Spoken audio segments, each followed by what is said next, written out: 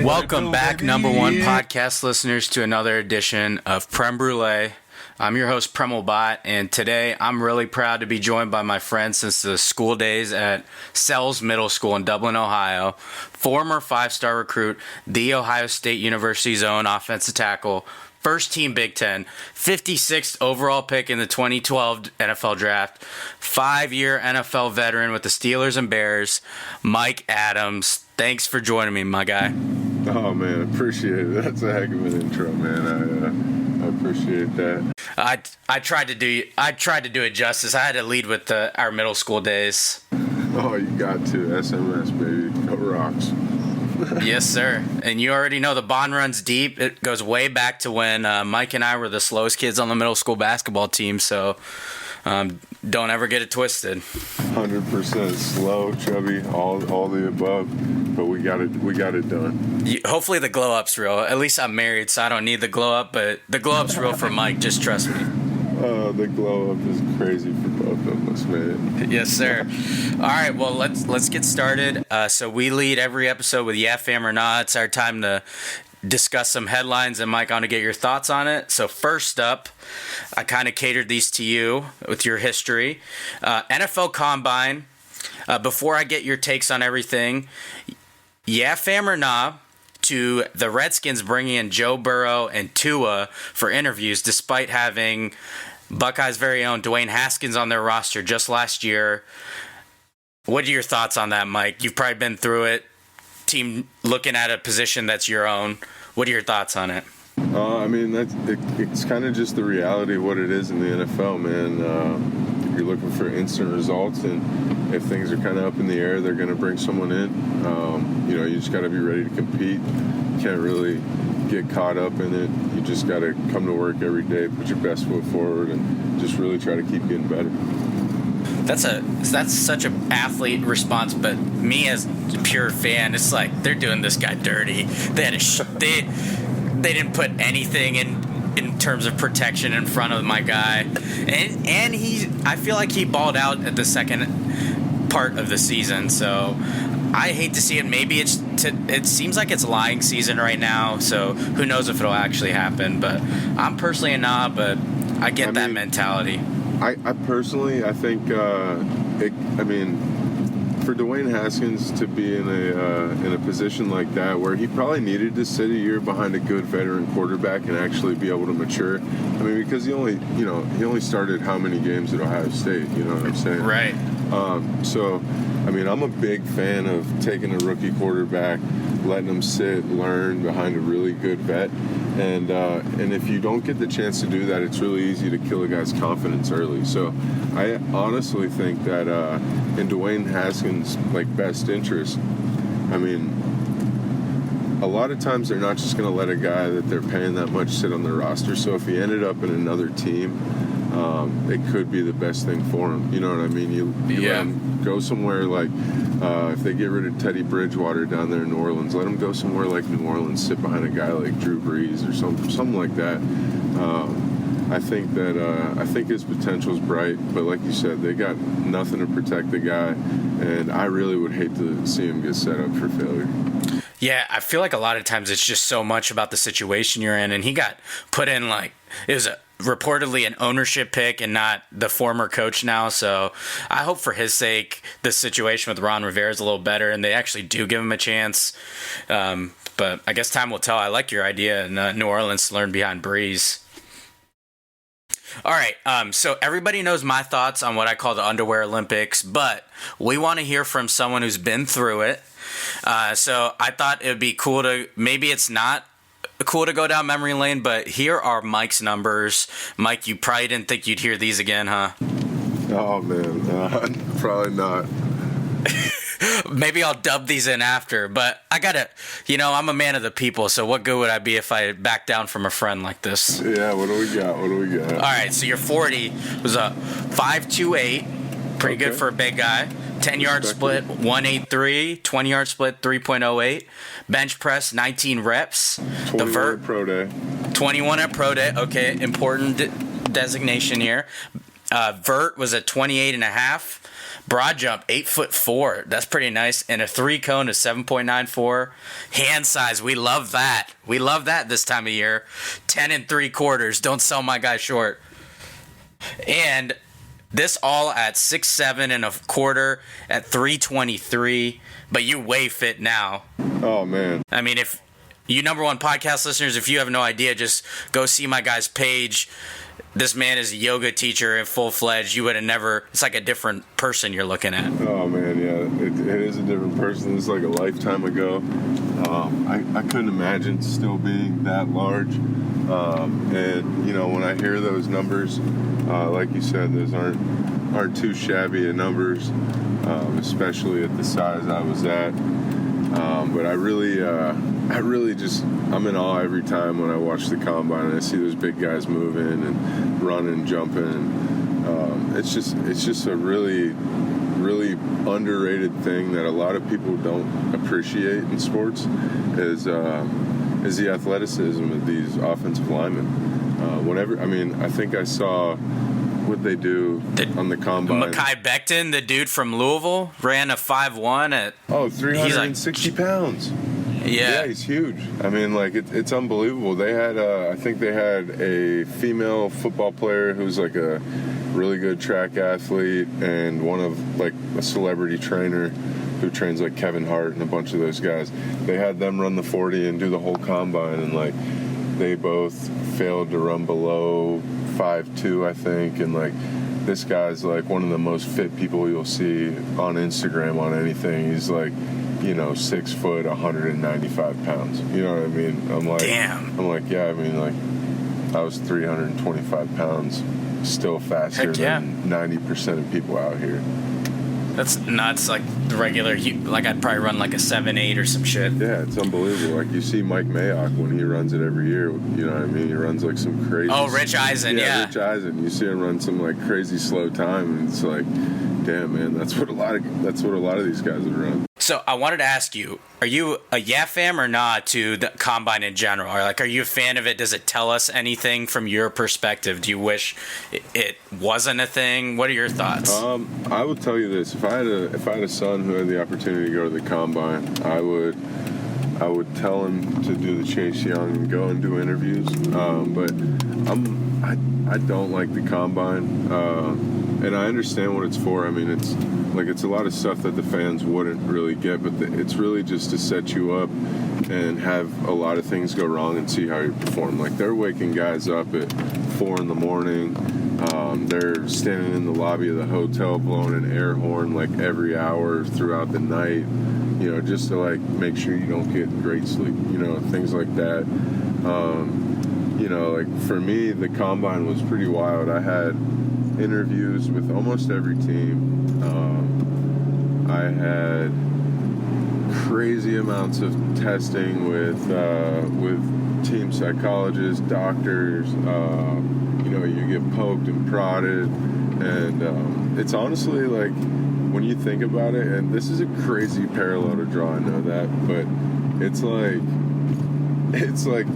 people were like up on the auction block at the combine. Like it's like, oh, I've heard. You're not the first person to say that. It's like straight up makes you feel like you're in the slave trade, and like guys are backstage joking about it. You know what I mean? Like, and like it's crazy. Like you're in your underwear, no socks allowed. There's a room full of a couple hundred people with notebooks. It's dead silent, and they pull you out one at a time, put you on stage, measure you every which way on stage in your underwear with all these people looking at you, taking notes, and then walk you down the middle aisle so people can get a closer look at you. And then, holy crap. And then you go to the highest bidder in the draft. I mean, it's pretty... Exactly. I was just going to say, they put a value on you then. Yeah, I mean, it's absolutely nuts. And just like the whole way that they do it, like, you take a group of 20 guys at a time and you have them lined up in the back hallway in their underwear, and guys are so hyped up, they're back there doing push-ups and stuff, wanting to look good.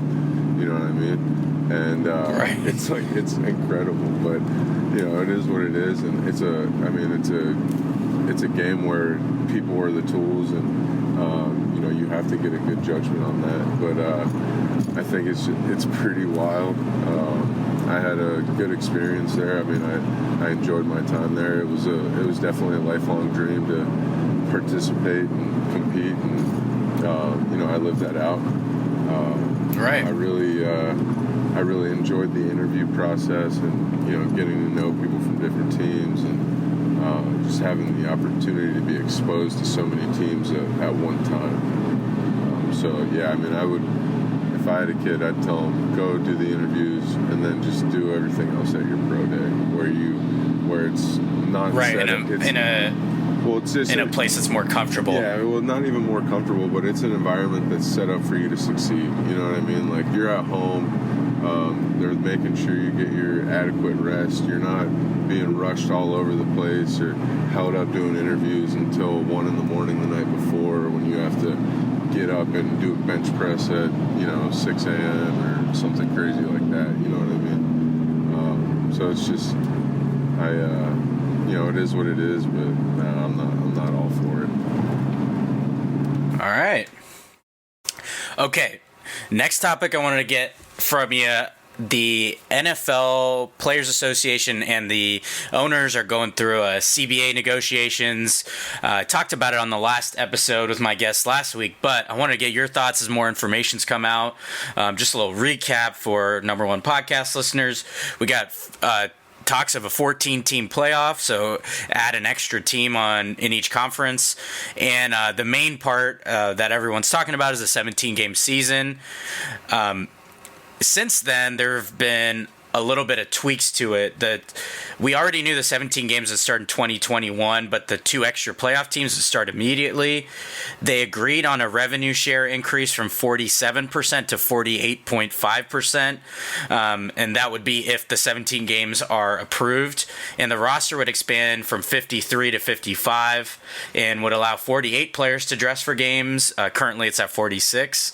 And then practice squads would go from 10 to 12 players and eventually to 14, probably by 2022.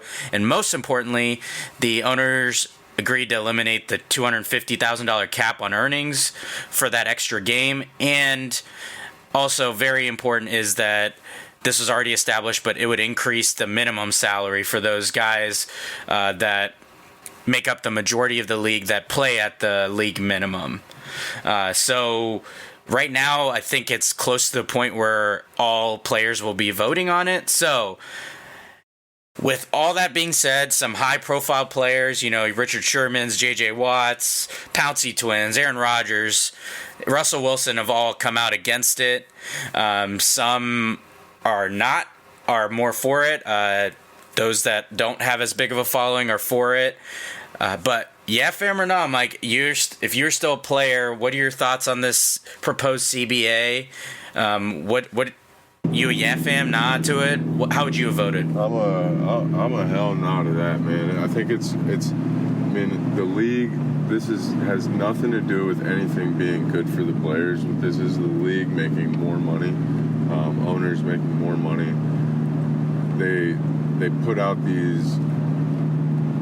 this whole narrative that it's like will help the young guys so much, but in the reality of it, it really doesn't do much for the young guys. It barely ups the minimum,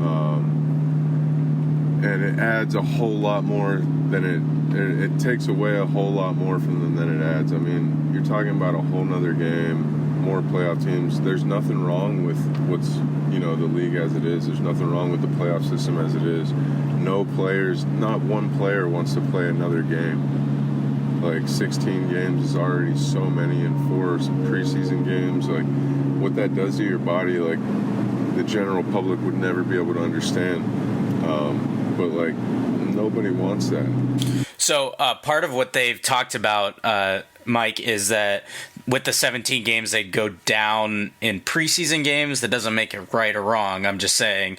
And then and these guys who they're talking about, like, aren't for it because they make a lot of money. These guys are the voices of the league. These guys are the ones who have the opinion. Right. Whose opinion really matters and really makes a statement for everyone in the league.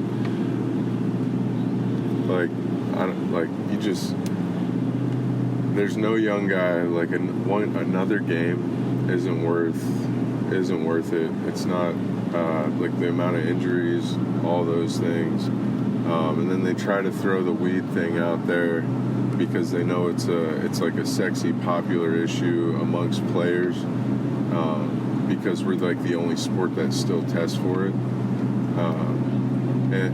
Yeah, that's about fucking type deal. Like, I don't consider that a pro, but it's like, okay, why was it not there before? Yeah, I mean, it's like, it's a thing because everyone in the NFL smokes weed, and a lot of coaches, you know what I mean? Like, everyone. Right. And, I mean, you get one test a year, you know when it is, it's in April or August, you don't smoke for a couple months, and then you're good.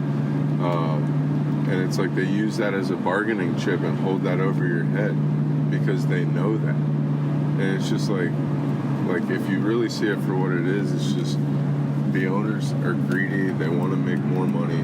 They want to sell more memorabilia. They want, you know what I mean? It's just, I don't know, nothing. I don't really see how any part of it's in the best interest of the players. You heard it there. Number one podcast listener from a former player. He would have voted no. That's new perspective for me. So I saw, Mike, just a little background. I saw a little article of Nate Solder, who's now the Giants. He's a former first-round pick from the Patriots.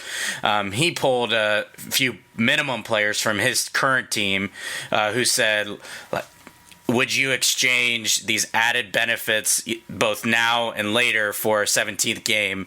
And I guess some of all of them that he surveyed said yes. So he, as a player rep, voted for the deal. So that was the last thing I read. So maybe I was a little clouded by that, but I was. And it's worth noting that core players, as they call it, those that make the minimum, account for about 60% of the league. So that, in case you're wondering, that minimum would increase by $100,000. But you're saying, Mike, the risk does not outweigh the reward, or the risk does outweigh the reward. Yeah, it's $100,000 that's going to be taxed at like 48%, so you're going to get $50,000. If your team makes the playoffs as is, you're already going to make that anyways. You're going to get a $25,000 playoff check first round, and then a $50,000 one second round. Guys know that there's a lot of other ways to make money. Older guys do. Young guys don't. Young guys, those same young guys who are for it probably don't understand that if there is a lockout in 2021, that they're still going to get paid $250,000 cash and get their Madden checks, which amounts to $60,000, $30,000 after taxes. They're all worried that if there's a lockout, they're not going to have any money because they don't have a big savings. But, you know, that's the thing is, like, the NFLPA, D. Smith, the guys who are in charge, like, they don't do a good job of informing guys about this. A lot of guys don't know their rights. They don't know anything. They throw these guys in a meeting with the NFLPA after a 12-hour day of football when they're just ready to go get home. They're walking out the doors, and someone from operations goes, oh, hey, by the way, you guys got an NFLPA meeting upstairs, hour and a half long, have fun. Well, you're already checked out. Yeah, like these guys, like these young guys don't know. They don't know shit, quite frankly. Like, they don't know anything about what's going on. Most of them don't even listen when they're in those meetings. Guys are just sitting there looking on their phones, like, you know what I mean? Like, sure. And that's why you get the guys like, you know, the Russell Wilsons and the Aaron Rodgers and those guys who have been in it. They know what it is.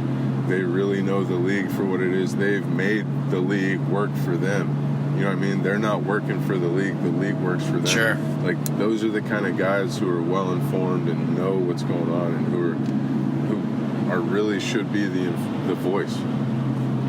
All right, I dig it, man. Thanks for the knowledge. I mean, you know, they really want to like bargain with for a new CBA and they want to do things like that. Then why not give like players lifetime health care after they're done? Things like that, like that whole 1.5% or whatever it is increase in revenue. Why not take $1 million from each owner per year and put that towards former player health benefits? Like, that's something they could do, because right now players have 5 years post-career and then they're on your own. That's crazy. That's outrageous for the amount of risk you guys take. Yeah, not to mention the thing about, like, I mean, the crazy thing is like 100% of players are like injured, messed up in some way after they get done. You know what I'm saying? So, I mean, and look at like the amount of suicides and things like that. You know, CTE, all the things with brain trauma, and you got guys out here who don't even have health insurance. Old guys who played back in the day, who are in group chats looking for $1,800 to get an electric wheelchair because they don't have money for it. That's outrageous. Like these are just things that I've seen firsthand. You know what I mean? It's Jesus. like, yeah, you really care about the players.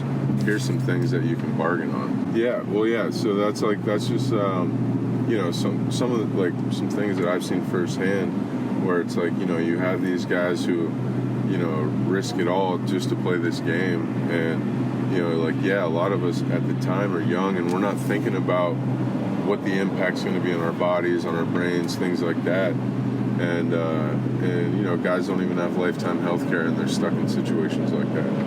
And that was at a time when there wasn't even the same amount of information. Like, people were using their helmets as weapons then. At least now there's some level where you can provide education, but yet the people from the past just say, oh, you know what, you're good, right? Oh yeah, exactly. I mean, like, even with you know, with all the new information and the technology with helmets and things like that, it's like the players now are bigger, faster, stronger, and all that. So I mean, like, you know, there's always that balance. It's always still going to be just as dangerous. Absolutely. That risk is never going to be eliminated. That's just the nature of the game that we play. And, you know, as players, we know that, but it's just no one had ever seen really the long-term effects and had been able to study them until now. Well, thanks for the knowledge, man. Let's move on to, I want to get your thoughts on, give me a yeah, fam, or nah about the XFL. You know, you made it to the highest level. What are your thoughts on another pro league? Is it sustainable? Give me your rundown here. Man, I like the XFL. I think it's a cool thing. I think the fact that they're still on major TV, no other alternative league's been able to do that. So I think it's a good show. It's a good sign for them. I think it gives a lot of guys an opportunity to just have some exposure. And I think with a possible lockout looming, their timing probably couldn't be better. It's a great point. I think, you know, but whereas we saw replacement players back in the day and things like that, I think if you could get a couple big guys to sign in the XFL, or just a couple young guys to sign in the XFL, you know, they're going to fill seats in the stands and stuff like that. I think we've already seen that evidence, and especially if the NFL guys aren't playing, I mean, I wouldn't be surprised if you saw a bunch of NFL guys going to watch XFL guys to, you know, support their young guys or dudes they played with in college, things like that. Yeah, for sure. I know they've already been pros that have been watching. You know, like Patrick Mahomes is tweeting about the XFL every weekend they play, so it's definitely a good sign for them.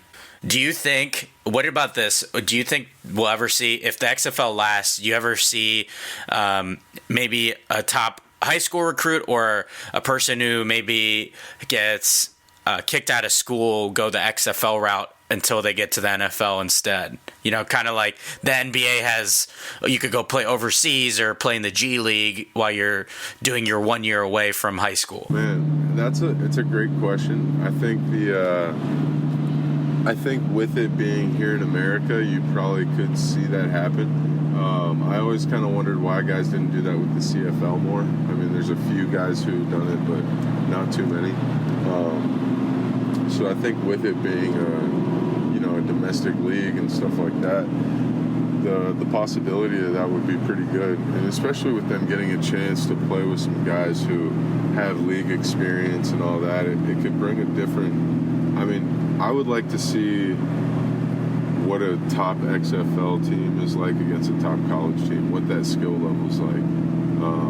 Right. You know what I mean? And see how that would translate for a young guy coming out of high school. All right, so I got one more for you, and yeah, fam or nah, before we move on to You Played Yourself.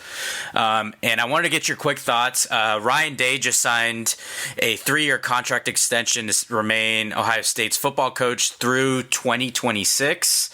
Day will make $5.375 million in 2020, $6.5 million in 2021, and just over $7.5 million in 2022. This was after he made $4.5 million this past year, before bonuses, that is. So you played and were recruited by Coach Jim Tressel, our guy, Mr. Sweater Vest, beloved in Columbus and beyond. If you were in high school, the 5-star recruit you were, Ryan Day walks in, you playing for him? Yeah, I think so. I mean, so having a chance to have gotten to know Coach Day a little bit, and just being a former player and getting to see the way he's taken the program and the way that he leads the guys, he honestly reminds me a lot of Coach Tress. A lot like what I would think a young Jim Tressel would be like. He leads with love. He's not a lead with fear guy. And he's made that pretty clear, that he runs things differently than it's been run, and that, it's his way, and that he leads with love, and that he's got faith in the guys, and I really enjoyed that. He's also really opened up the program again for former players, whereas under Coach Meyer, things weren't really like that. As a recruit and a guy being from Columbus, I spent a lot of time at Ohio State watching practices, and the thing to me that I really loved about it, that showed how different Ohio State was than everywhere else, was that there was always former players there. And I don't just mean like young guys. I mean like guys like Jack Tatum, John Hicks. You see a guy like Orlando Pace. R.I.P. Mr. Hicks, that's for sure. R.I.P. him and Mr. Tatum. Those guys, like, you get to see those guys up close and personal as a high school kid when you're at practice. Well, like, under Urban, as soon as he came in, like, practices were no longer open to all the former players and stuff like that. And, like, just like the stuff, like, we call it the sacred brotherhood, and just a few elements of that were just kind of lost. And but guys do things their own way in different ways. But I just know that all the old guys, all of us old guys, we really appreciate the way that Coach Day's really made the Woody Hayes feel like home to all of us. Made it known that we're all really appreciated, and that he really likes having us around to be there for those old guys and show them what the tradition's all about. I dig it, man. That's unique perspective to gain, and it makes me love Coach Day even more. Forget the results this past year.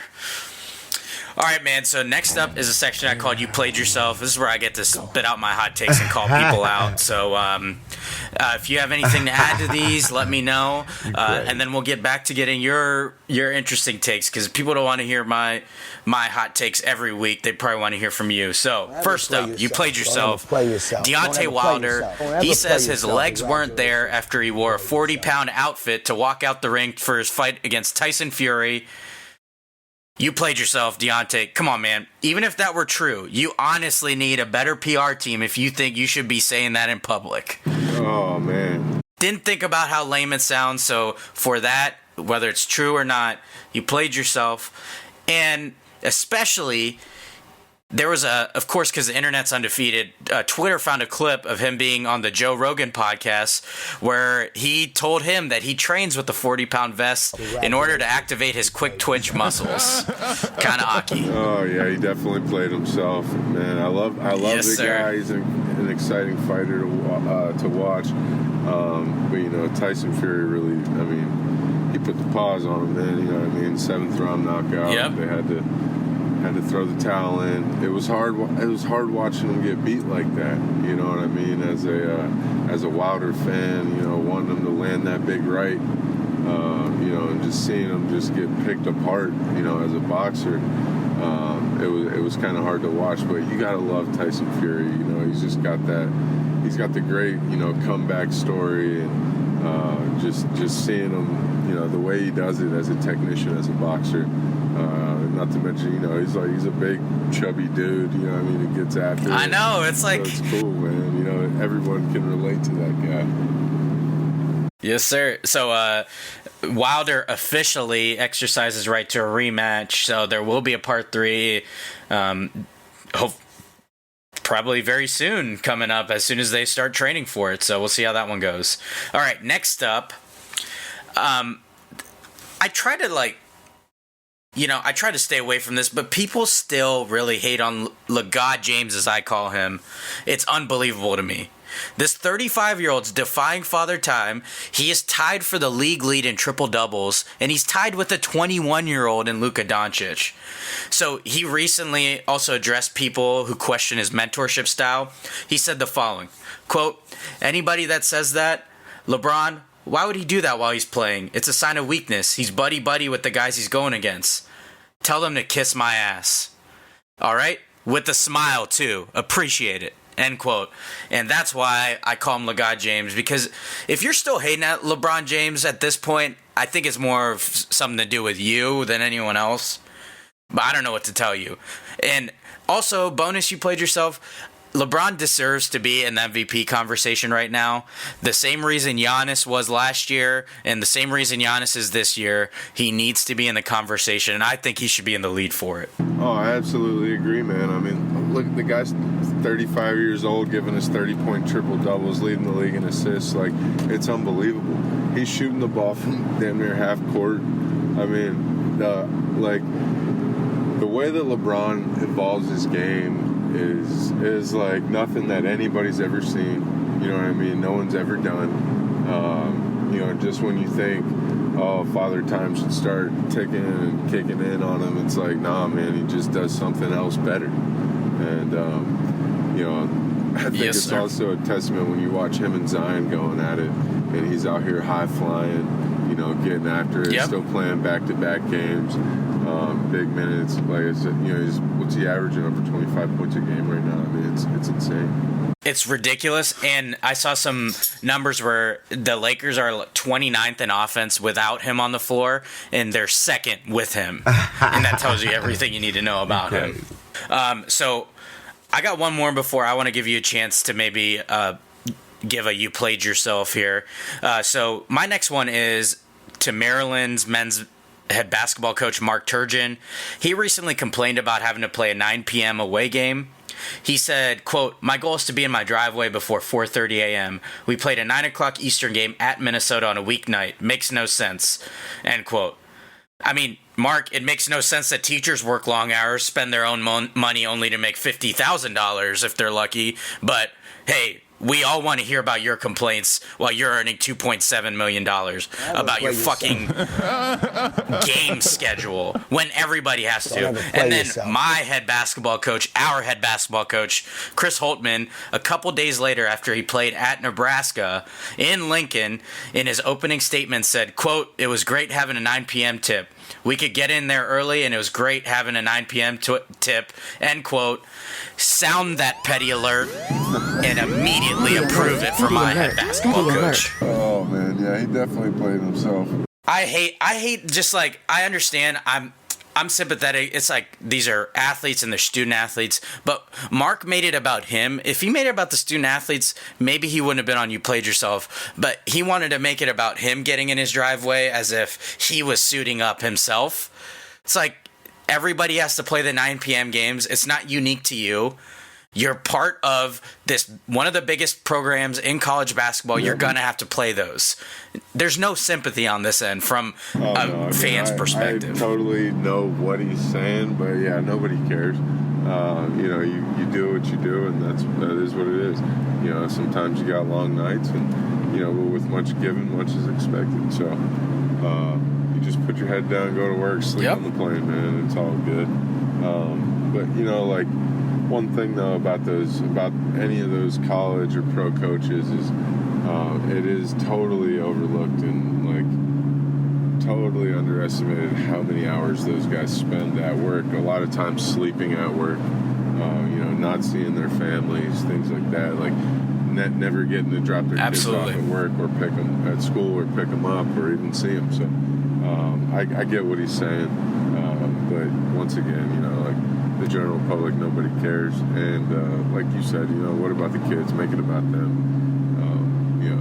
So Yeah. So, Mike, if you don't already know, I'm as petty as they come. So, those types of things, while make logical sense, you played yourself is quite ruthless. What it do, baby? Yeah. All right, so I wanted to give you a chance.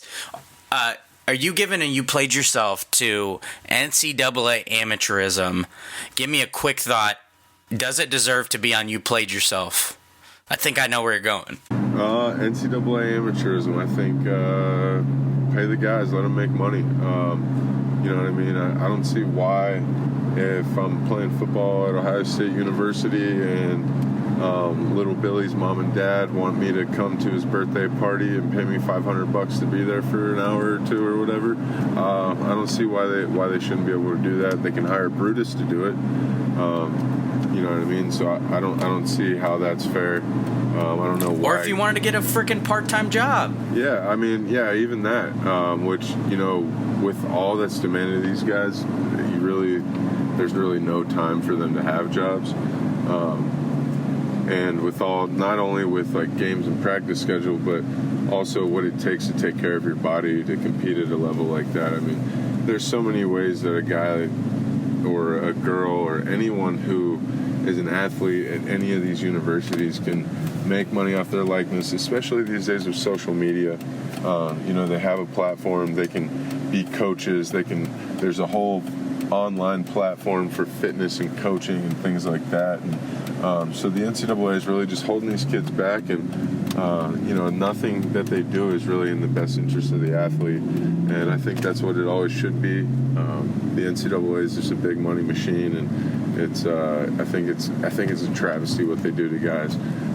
You know, they put an asterisk next to my career for things that go along these lines, and you know, I honestly hate them. I hate everything they stand for. I think everybody in there is pretty corrupt, and they gotta get some new leadership and have some new rules implemented. I hear you, man. And just even down to a smaller example, I think there's been people that do like trick shots, and this play, I think it's a football player, got the level of followers on YouTube to be able to make money, and he had to give that money back. Yeah, like you can't. Yeah, it's incredible. It's like all the way from your example to that. It's just so outrageous to me. Or like, why am I not allowed to go to fucking Chipotle and somebody wants to give me a free burrito, man? Like, you kidding me? Like, exactly. Kids can literally miss games for taking a free meal from someone. And some of them don't come from great backgrounds, so that's a big deal to them. Man, some of them. I mean, you talk about most of them. You know what I mean? Like, the reality of it is a lot of these are young black men. You know what I mean? Young black men from broken homes, from bad neighborhoods, and like that's just, you know, an all popular narrative. You know what I mean? That's who has no control in this society, and it's a sad thing. It's like, just take advantage and take advantage and take advantage, and let these kids win. Yeah, so ultimate and forever you played yourself to NCAA and their amateurism and their dated ass policies and management, all that shit. All that shit, played yourself. Played yourself big time. All right, now it's time for Who You Got and What You Feeling. It's our time to make some picks and tell me what you're feeling from this past week or whenever you want to do. So last week, me and my guest Grant talked about teams to watch as we approach March Madness. Oh, that's another connection at amateurism. You couldn't even join a bracket pool.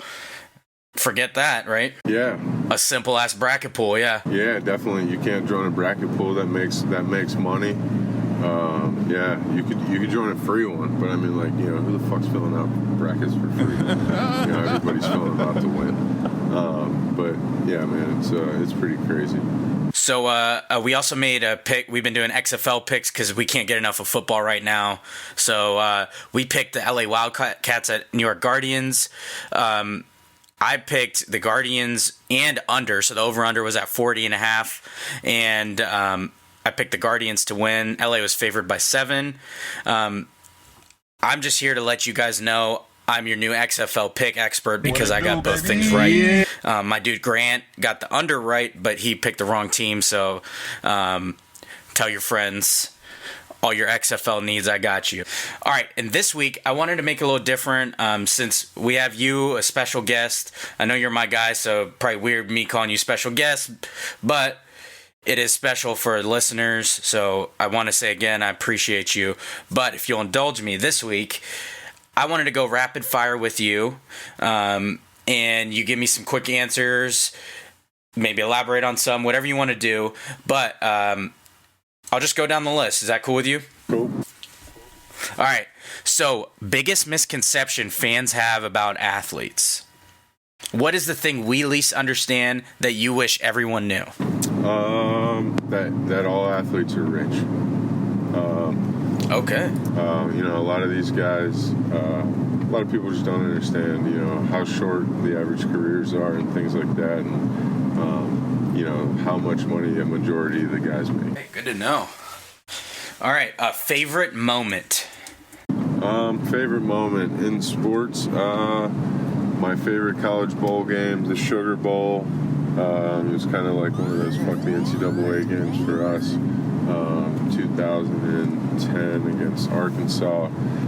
Coming out of our own end zone, put my hand in the ground for a three-point stance, and I could feel the ground shaking. Favorite NFL moment? My first game was Peyton Manning's first game as a Bronco. Nighttime, Steelers versus Broncos.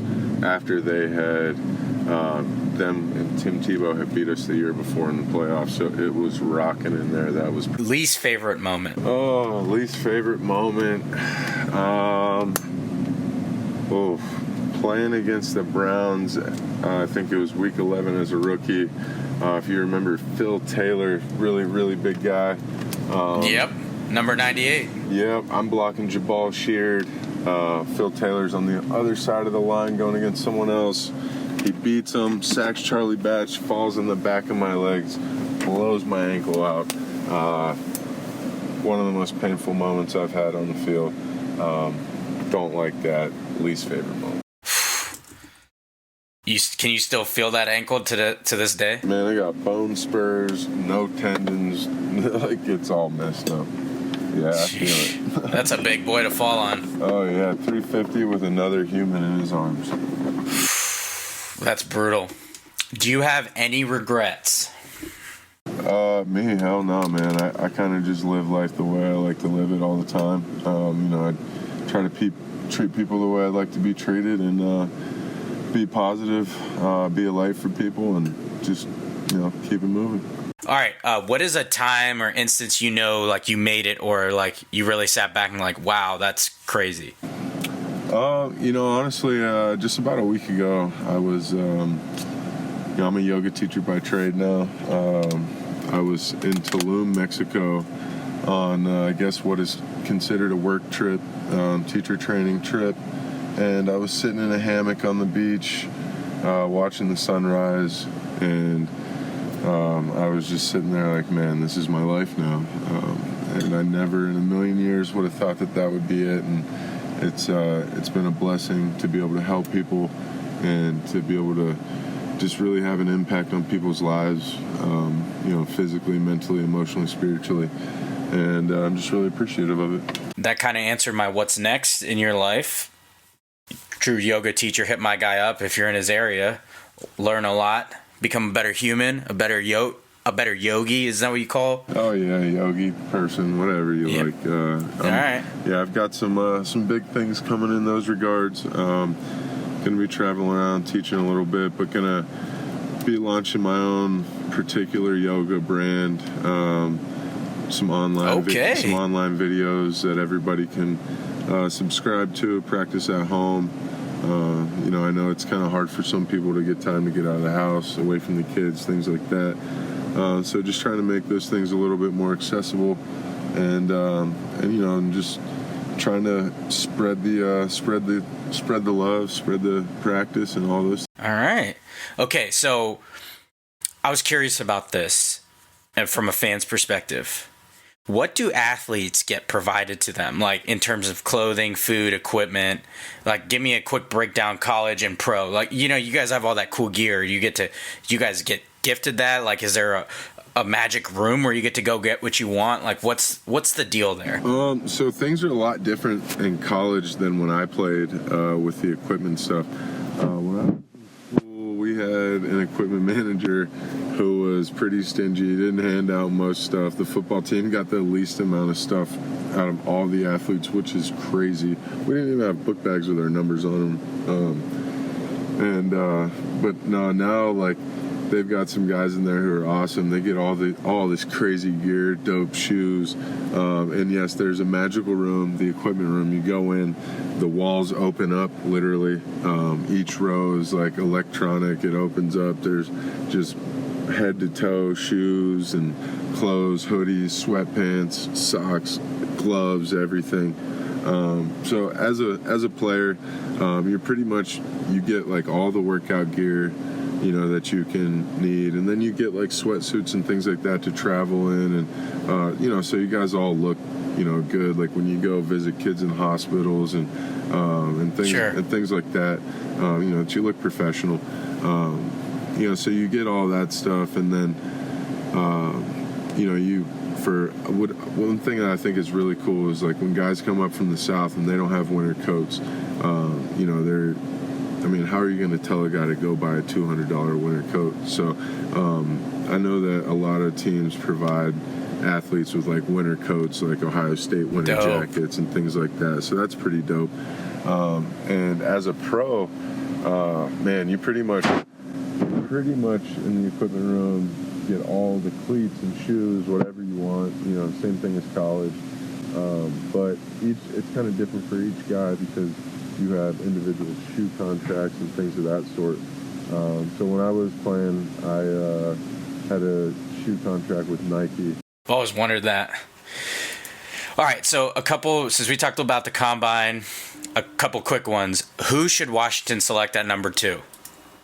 We're thinking Joe Burrow at 1, Cincinnati. Who should they take at 2? I mean, if I'm number 1, I'm taking Chase Young. Or I'm trading that pick and getting a quarterback. I agree with you 100%. The Predator, man. Yeah, I mean, he's like, you've never seen anything like him. You know what I mean? He's unreal.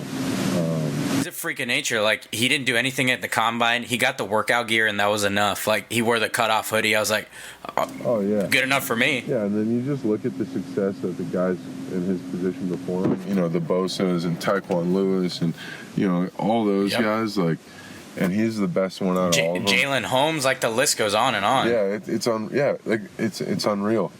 Larry Johnson does like an incredible job with those guys. He's a hell of a coach. His pedigree, the guys that have come from him, from Penn State and here, all those, like, it's unreal. So just to think that anybody would even pass up on a guy like Chase Young, who's the biggest physical freak, athletic freak that I've ever seen, I think is pretty crazy. So from our perspective, from a learning curve standpoint, is defensive line, like, can it transfer pretty quick? Is he going to pick up really quickly from college to pros? Yeah, I mean, definitely, especially at the position that he is. I mean, you know, he's an edge guy. You know, just go get the quarterback. Yeah, and he's a big athlete. You know, I mean, he's great against the run.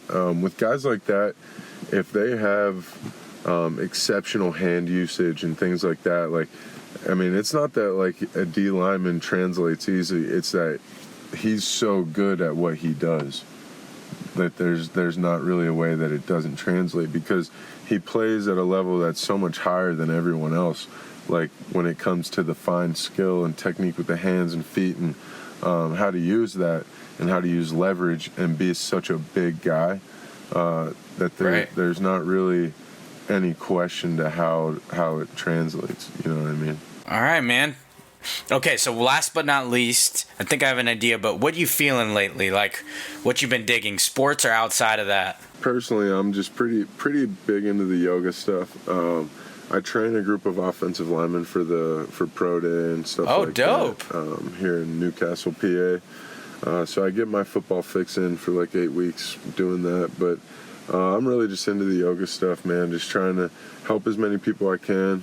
You know, I come in contact with so many more people a day who I can really make an impact on and help physically and mentally. And, you know, being a guy who's had a number of surgeries and been through quite a bit, you know what I mean, in life off the field. It's really a great opportunity to be able to give back this way. You know, I definitely had a great opportunity to help people while playing football, and you know, the way people rally around sports in this country and things like that. But for me, it's just really a true blessing to be able to be hands-on with people every day, helping them better themselves, and you know, work past things in their life, and that's just where I'm at. I dig it, man.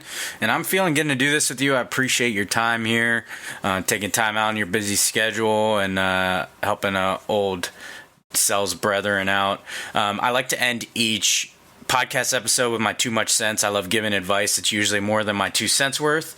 So my 2 much sense for this week is a PSA, and that's, if you can't be genuinely happy for people's successes around you because you compare it to your own status, it's time to reevaluate. Good doesn't come back around to people who can't be happy when good happens to their loved ones. So in my 2 much sense for this week is to enjoy other people's wins, make them your own, be happy for them, because it's much nicer when a win happens to you and people are genuinely happy for you back. Absolutely, man. Absolutely. I love that. Be genuine. Be a light for people, lead with love, and you know, be the change you wish to see in the world. Amen. Like my guy Mike just said, thank you for tuning in to, this was episode 69. Nice. Of Prem Brulee, the number 1 podcast in your headphones. I appreciate all you listeners. You know the drill. And Mike, my guy, I really appreciate you being on. Hopefully this won't be the last time. Loved getting to talk to you, so I appreciate you so much. Absolutely, man. Thanks for having me, P.